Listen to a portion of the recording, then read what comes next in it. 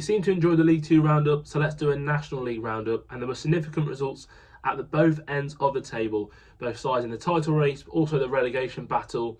And yes, it's early to say that both of those things are happening, but there are teams at both ends of the table which seem to be in those situations. So let's dive into the results and let's talk about what happened in the midweek. And firstly, as we can see, games were played over 2 days, Tuesday and Wednesday, hence this video has come out a little bit later.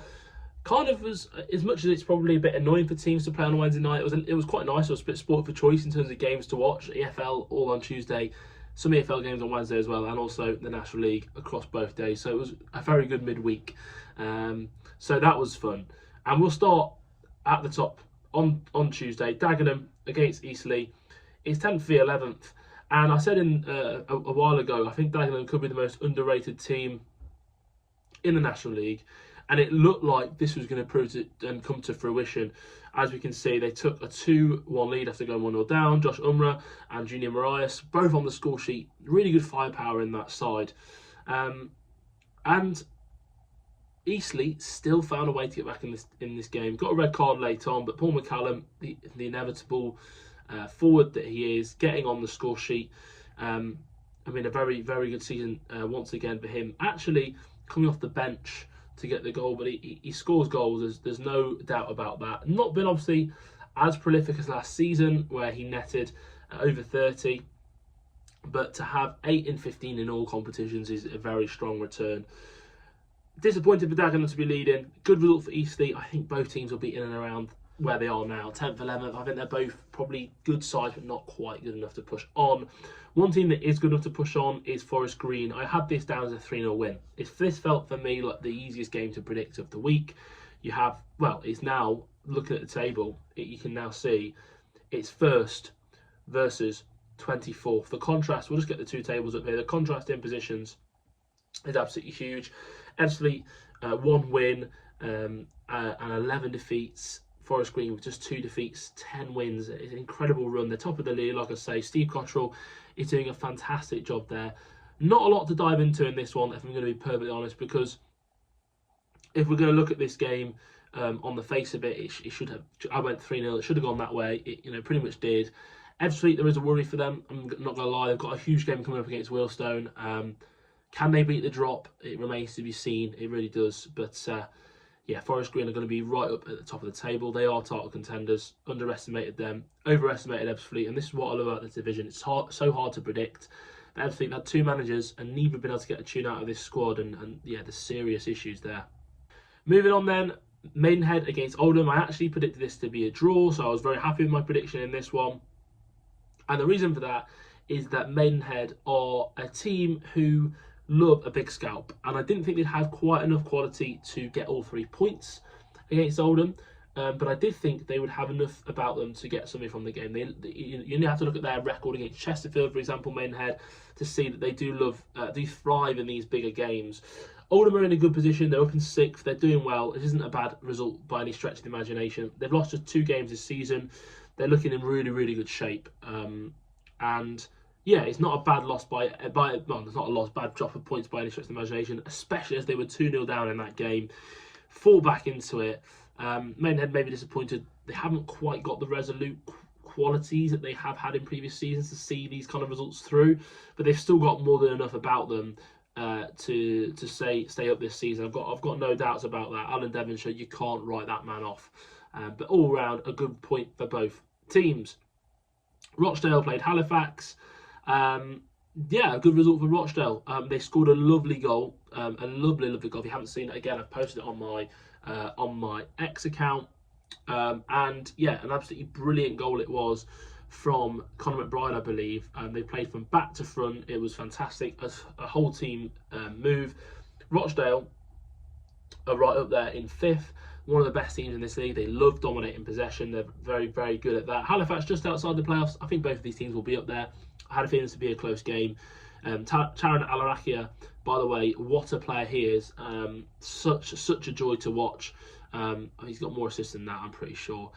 They don't track this too well. But yeah, the Tanzanian international, such a joy to watch. Cairo Mitchell up front, by the way, having a fantastic season. Really happy to see him thrive. Didn't get on the score sheet in this one, but 12 in 16 is immense. Brilliant to see him playing with confidence, and a good result for Jimmy McNulty and his side. Tamworth 0, Yeovil 0. Not loads to say about this. This kind of felt like it had 0-0 almost written all over it. A low-scoring game. Both teams, the National League North winners, the National League South winners from last season. This is a good result for both sides. Yeovil are up in 9th. Tamworth in 12th. Both top half after coming up last season. That's a fantastic achievement for both. Yeovil feel like a side who've got the potential to push on just into that playoff mix. They beat the teams below them generally. I know they drew here, but Tamworth's not an easy place to go on a Tuesday night. Long way from Yeovil. Tamworth really impressive. I mean, it doesn't surprise me. I predicted them to do well this season because they're just such a hard side to break down. They've got great team spirit and fight, and they've just got a real togetherness and a will to win. And they're doing a lot better than most expected. And I'm really, really pleased for Tamworth, for the Lambs, in the top half. They've got a great group of lads there. So many of those lads that really got on with, and they've got a really good group. Jazz Singh in goal, another clean sheet for him. He'll be happy with that. Tom Tonk's starting as well. And I think that they are going to be somewhat of a force to be reckoned with this season because they know how to get points, and that's so valuable. The final game of Tuesday night was York against Barnet, top of the table clash, and yeah, wow. I mean, this was a semi-unexpected result. It's York have leapfrogged Barnet, and I think this is really important to highlight the league table. I know we've got two league tables up here, so I'll go over here and show the lineups, but I think what's so important to note about this on the left-hand side of the league table is York have picked up their points. Only 2 points between them, but York have picked up their points. They've only lost one game. And I always say, look at the games lost at this point in the season to see which sides are the best teams in this division. If you can avoid defeat early on, you've got to translate some of those draws into wins, 100%. But it's much easier to do that than turn the losses into wins. Barnet yet to draw a game this season. They're very decisive, and that is very much their style. And I spoke about that in the tactical breakdown, and I hope you guys enjoyed that. And I still stand by what I said in that video. I did say they're susceptible to these kind of games because they're so attacking. They commit so many men. They can be caught. They have got it in them where they'll concede goals. And in the last 2 games, they've conceded 7. The Solihull one's a bit of a blow for them, I would say, but Solihull doing well as well, up in 7th. But York, look at the defence. 8 goals conceded this season. If you have a defence that strong, you will do well. And it's not like York don't play an attacking system. They're not a defensive side by any stretch of the imagination. And I think they're going to be a team that we're going to dive into very soon. That's for sure. A tactical deep dive will be coming on York very shortly. But they are a very, very good side. Got goals across the squad. 3-1 win, massive for them, puts them in real contention. For me, the top 3 are the title contenders. Well, actually, Gateshead are there as well. But the top 3 especially. Barnet will bounce back. They shouldn't lose too much heart from the points they've dropped in the last few games. The other teams above them will drop points. But I think if there's any team who look less likely to lose, that is York. They do not get beaten very often. And because they don't concede many goals. And that is so, so important in this league. So a huge result for them. I went for a 2-2. I didn't think there'd be 4 goals. Got it slightly wrong. York at home though, huge result, and yeah, puts them in a commanding position ahead of Barnet. On to Wednesday's games then. Aldershot 0, Southend 0. Not loads to say about this one. 15th against 16th. Disappointing season for both teams. Had really good campaigns last year. Taking a step back this season, it feels like for both teams. Both kind of feel like they could click at some point and go on some sort of run. If we just go on the game here. Both have got good sides. Both have got good teams, but there just feels like there's something ever so slightly missing, I guess, in both. There's something that's not quite clicking together. I think both have got good coaches, good managers that will work out what's going on, and I think they both need to stick with them. They both had fantastic campaigns last season. There's still time for them to get back in the mix. Only 6 points outside of that playoff kind of hunt, but at the moment, neither side really inspiring, and it was a 0-0 draw there. Similarly, Altrincham against Hartlepool. Hartlepool, of course, still without a manager, and doing okay without a manager. Now, there's a lot of potential in this side. If we just look at their team here, Manny Diaz-Uruvwe, Adam Campbell in behind him. Nathan Sharon's a good player. Joe Gray is a fantastic young forward. They've even got Brad Young in goal. He's back at the club where he started his career. Glad to see that as well. I like that. Anthony Mancini come off the bench. He's got loads of ability. So there's plenty of talent in this side. But obviously at the moment they're down in 17th, obviously changing manager. Need a new manager in sooner rather than later. Altrincham, very mixed season, 5 wins, 5 draws, 5 losses, sums them up perfectly, I think. It's disappointing because they had such a great campaign last season. They've lost the key man and Chris Conn-Clark. Can they turn it around? Yes. The 4 teams we've just spoken about have all got potential to push up the table. All 4 won't do it because it's just not possible for all 4 to do it. But I think there's teams you look at in the top half who you would probably put your money on switching places with one of these 4 teams. They've all got potential, but they've all 4 of them are drawn in midweek in fairly uninspiring games. Boston against Fylde, this was a huge game for both teams. Absolutely massive, as we see 20th against 23rd. And yeah, absolutely massive game for both. Boston, you do have to fear for them, to be honest with you. There's a couple of lads in that team I really like, but overall, perhaps the quality isn't quite up to the standard of the National League. You compare and contrast it to this Fylde side. Again, I think the 11 that Fylde put out isn't the strongest. I think they have got some talented players. Obviously, without Nick Horton was on the bench, but you know they've got some talent in that squad, especially youngsters, Taylor O'Kane, Danny Ormerod. You know they've got some good players. Charlie Jolly came on. They have got some talent in that side. Kevin Phillips needs time. It's as simple as that. You know, already slightly positive impact, better defensively as well. 31 conceded this season, but just 1 in the midweek game. So. Yeah, it's a big result for them, gets them out of trouble. I think they'll head in that direction. I think if you look at the teams above them, you look at Woking, and we're going to come on to, of course, and maybe even Maidenhead. I know they got a good point against Oldham, but there's teams that you could see being dragged into it, and Fylde do feel like out of the teams down the bottom, they've got the most talent in their squad. They've got a manager in Kevin Phillips who I do actually think will do very well for them. I do rate him at this level. So, yeah, positive signs for Fylde. For Boston, worrying times. A lot of their fans want Ian Culverhouse to go. For me personally, he got them there against kind of the odds and probably shouldn't be in the league this season. So I think struggling was inevitable. I guess it's the manner in which he struggled. But I think this is a close game. But as I say, if you look at the side they've got there, again, there's a few players in there, you know, a few ex-Notts County players. There's Keaton Ward who I get on with. But in the main, you know, there is some talented players. Keaton Ward's a very good player. But there's some... In the main, the squad probably is a National League North side, and I think they would probably accept that themselves. They've not quite got the togetherness that Tamworth have, so for me, they're going to be in trouble this season. Solihull make it back-to-back wins. Jack Stevens gets a brace in this one. Bostock goes off. Hopefully, he's all right. Obviously, another Notts County player. But yeah, back-to-back wins for Solihull, and they're looking really strong. Up in 7th place. Shout out to Laurie Walker, by the way. Saved the penalty in this one. Got a win over his former side, Barnet, in the last one. He must be loving life right now. Yeah, he's a really good lad, actually. And again, Solihull in the playoffs, dealing with that playoff hangover really well. Andy Wing, great coach, great manager. Couple of wins on the board now. They're looking strong. They're looking stronger each week. They've got a good side. Needed to get over that disappointment of double defeat at Wembley. Always going to have a little hangover there, but I think this is a good win. On the other hand, you've got Woking, who I'm not surprised in the slightest. I know a few of their fans are surprised. Again, very heavy Notts influence in this Woking team. Both fullbacks, Chickson and Kelly Evans, former Notts players. Well, Chickson's still a Notts player, actually. The manager, Michael Dawler, another former Notts player. I feel for Michael Dawler because I think that he may have inflated the expectations at Woking ever so slightly. I think he's got a clear plan and style of play, but I don't think he's got the players to. He's quite equipped with the players to do that. I don't think their side, their recruitment was strong enough in the summer. They've got some good players in there. Kean Harry Beautyman. I think they're good players for the level.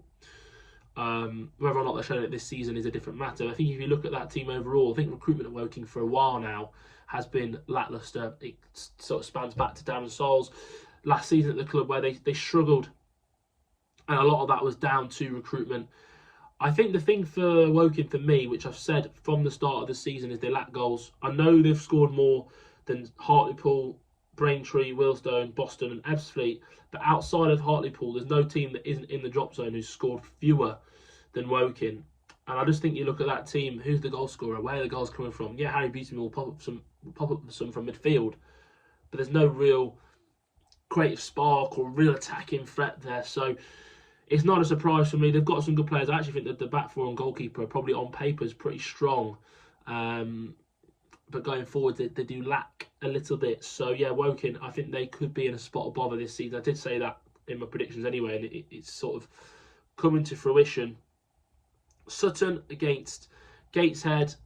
This one, very, very good result for Gateshead. A long way to go on a Tuesday night.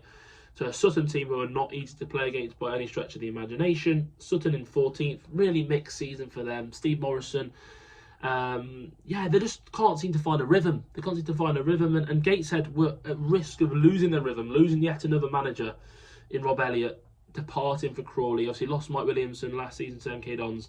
This year it was Rob Elliott, but no, they've gone and got Carl Magnaine. Great appointment in my opinion. They've kept the momentum. Look at their side. I think some of the positions are slightly wrong there, but they've got a good side. They've got some talent in there. Really like what Gateshead do. Really like the style of play. The continuity there is fantastic. They've got a system and the style they believe in. They've got strength in depth, and they've got players. I mean, Charlie Cockett looks like he's been injured again there, but they've got strength in depth in a very actually strong bench in comparison to Sutton, who couldn't name a full bench. So, yeah, for me, 1-0 win, good result. Not an amazing result by any stretch of the imagination, but a professional one there. And then we're going to get on to the final game, which is probably the most significant and important of the game week. Wealdstone 3, Braintree 2. Huge game, this one at the bottom end of the table. 21st against 22nd. Massive, massive, massive result for Wealdstone. Massive result for Matt Taylor, who I actually thought spoke really well in his post-match. He had a really, really good post-match. He speaks with clarity. Really impressive the way he's able to control his speech in those post-match interviews. But they were 2-1 down at half-time.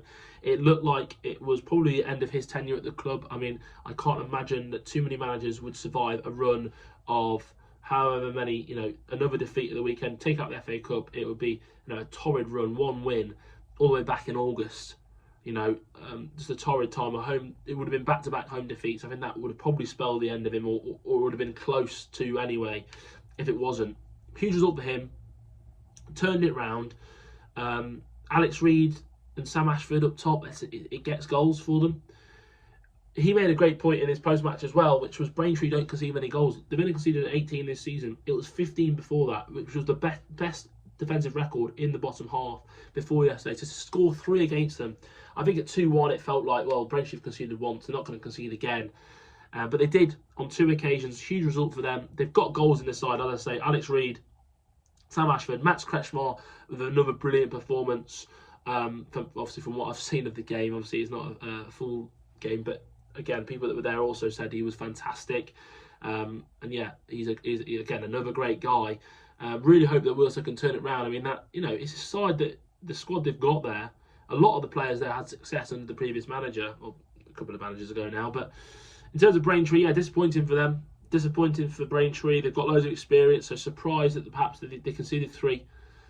It was away, it's tough. It was obviously a good atmosphere at the Vale, but yeah, difficult result for them to take, I suppose. Would have been one that they probably targeted as a point. It's not the end of the world for them by any stretch. That it's going to be a tough season for them. They know that. Angelo Harrop knows that. But an interesting result, and one which, certainly changes the complexion of that bottom 4, because Wealdstone pick up a result. They go to they've got everything next. That could be back-to-back wins. Could see them. They can't get out of the relegation with that win, but they can get knocking on the door. So it's massive for them. Braintree next up is Sutton. Feels like a winnable game the way that Sutton are playing at the minute. So there's certainly things that are able to turn in that bottom 4, and it's becoming really, really interesting. There we have it then, guys. That is the National League roundup for the midweek. Hope you guys enjoyed it. Let me know below if you did. Leave a comment, a like, and if you could subscribe on the way to 400 subscribers. Not quite there yet, so I'm not going to say we're close, but we are pushing for it. All the support so far has meant the world. If you'd like to see more of these roundups, do let me know. I can make it a regular series reacting to the National League results. And hope you guys enjoyed it, and I'll see you guys next time.